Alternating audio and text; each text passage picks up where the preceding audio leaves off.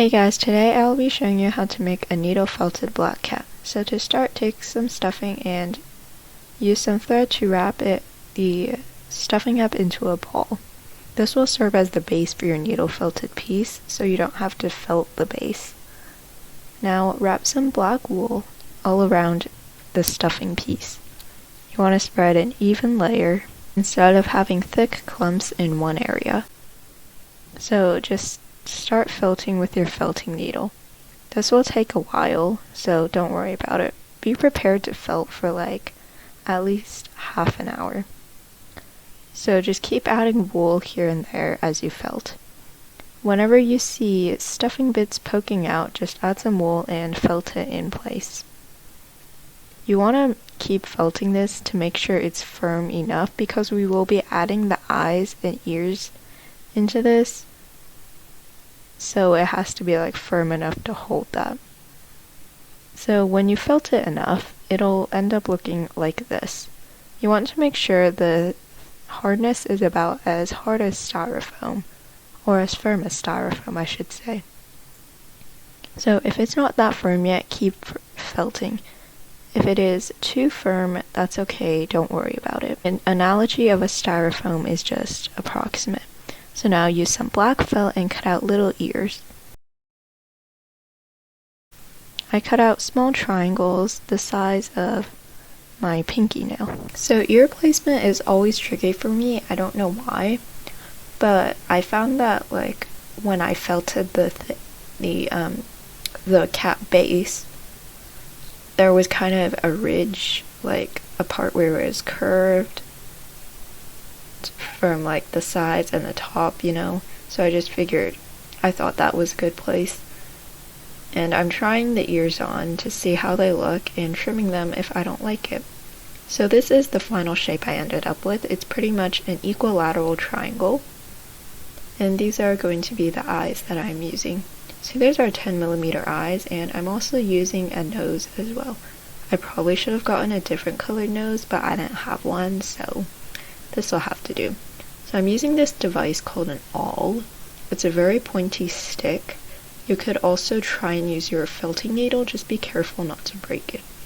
And I am making holes to put the eyes and the nose in. By the way, these are actually safety eyes and nose that are supposed to be used for crochet amigurumi, but I don't have felting eyes, so this will have to do.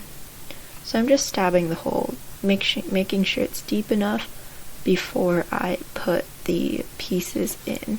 So I am also using some scissors to cut slits to put the ears in.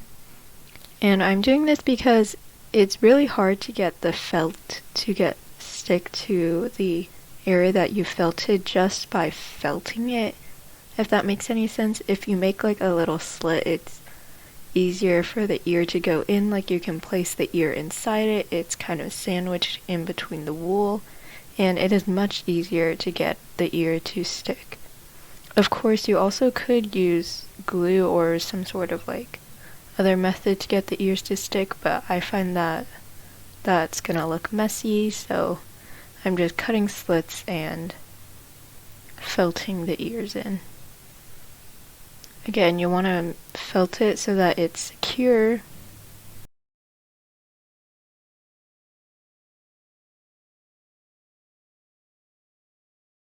And you can also felt the area around the ear so that the ear doesn't create a huge dent.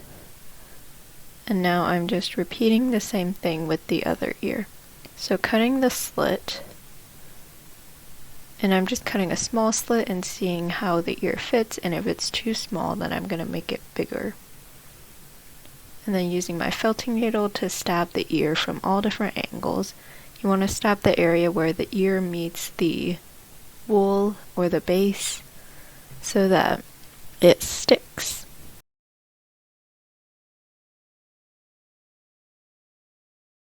Continue to felt.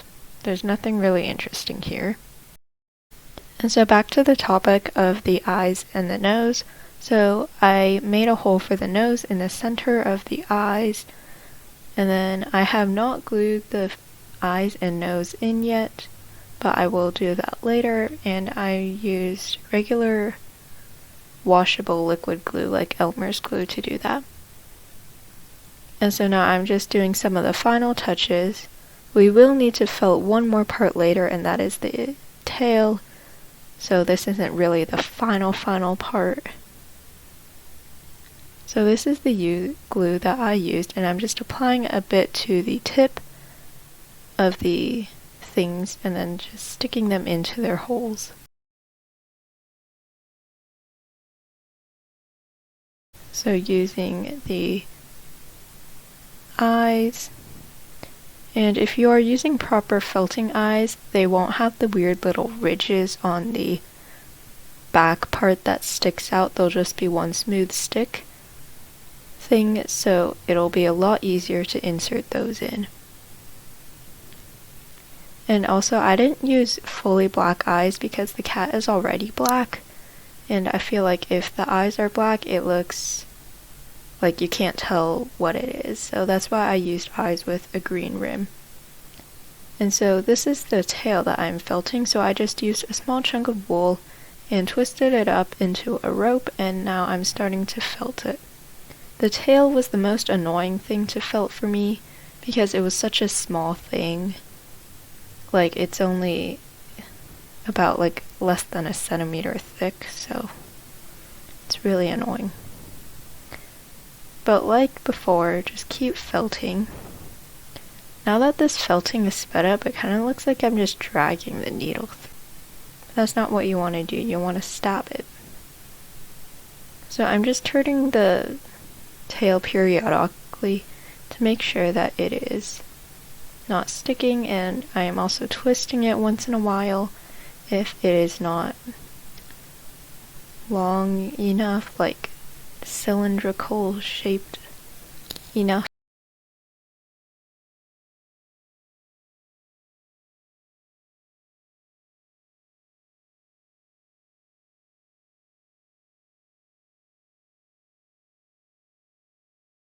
So just keep rotating your tail and keep stabbing it. It will eventually turn into a tail, I promise you. And also I am keeping the end of the tail not felted, so it's like loose wool, so that I can use that part to felt it onto the cat's base, or like the cat's body.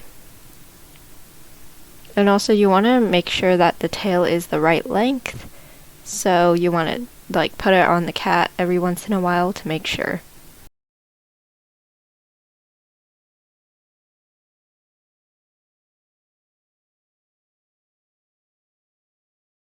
And at the end of your project, if you think there are too many loose hairs that aren't felted in and you don't want to felt them in, you could always get some scissors and cut it. Or you can use hairspray, but that only works temporarily, so it's good for photos, but it's not good for long-lasting things. I'm finished with my tail, and I'm going to put it on the back of the cat in about the center. And I'm just using the stabbing motion to stab the tail onto the body. And so this is where the loose wool comes in. I'm stabbing it mostly on from the bottom and a bit of the top part.